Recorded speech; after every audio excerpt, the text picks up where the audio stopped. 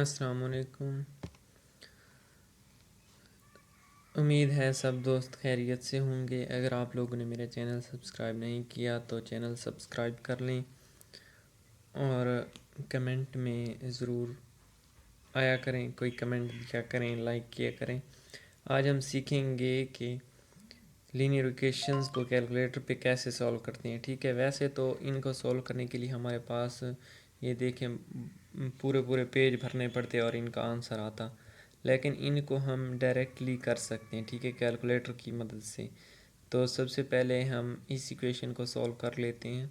ठीक है, ये थोड़ी बड़ी दिख रही है तो सिंपली मोड पे आना है। मोड पे क्लिक करने के बाद 5 नंबर पे इक्वेशन शो हो रहा है। ठीक है, तो इक्वेशन शो हो रहा है। इसके बाद हमने 3 वेरिएबल वाली इक्वेशन सेलेक्ट करनी है जिसकी इक्वल की दूसरी साइड पे भी कुछ है। ये देखें 2 नंबर पे वो है, तो 2 सेलेक्ट कर लेते हैं। सिंपली हमने क्या करना है, इनके वेरिएबल्स वो कोफिशिएंट्स लिख लेने 3, 15, 5, 79। आगे है 15, 45,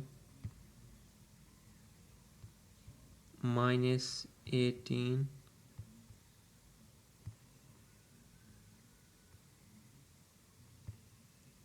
इज इक्वल टू -9।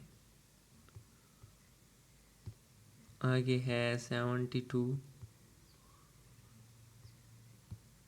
-15,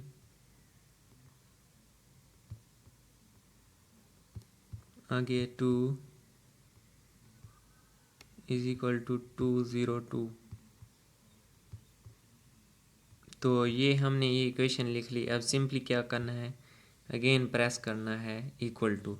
तो यहाँ से हमारे पास x की वैल्यू आ गई, अगेन प्रेस करना है वो इज इक्वल टू, तो y की वैल्यू आ गई, अगेन प्रेस करना है z, तो ये 8 की वैल्यू आ गई। ठीक है, ये सिंपली हमारे पास स्टेप थे इक्वेशन इसको सॉल्व करने के। ठीक है, इसी तरह हमारे पास फिर कैलकुलेटर को रीसेट कर लेना है, आंसर आ गए हैं। ठीक है, तो ये 2 बार इक्वल टू प्रेस करना है।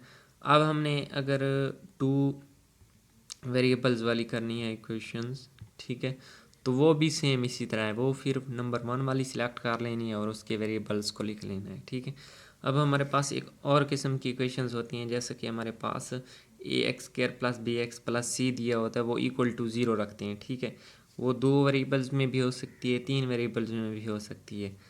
तो ये हमारे पास 2 वेरिएबल्स वाली है। ठीक है, पहले वो 3 नंबर पे है। ठीक है, हम उसको सॉल्व कर लेते हैं।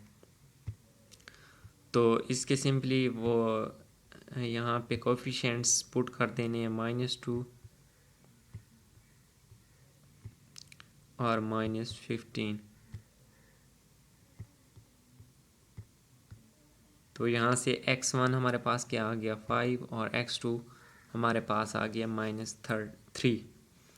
तो अगर हमने वो दूसरी इक्वेशन लिखनी है तो वो भी सेम इसी मेथड से ही लिखनी है। ठीक है, वो 4 नंबर पे है, उसको सिलेक्ट कर लेना है, उसके कोफिशिएंट्स लिख लेने हैं। ठीक है, वो है 1, -1 और -17 और -15।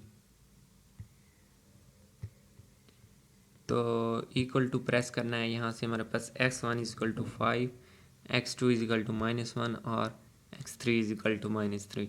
तो ये हमारे पास 3 वैल्यूज़ आ गई हैं x की। तो ये हम कैलकुलेटर से डायरेक्ट इस तरह सॉल्व कर सकते हैं इक्वेशंस को। अगर आप लोगों ने मेरा चैनल सब्सक्राइब नहीं किया तो कर लें।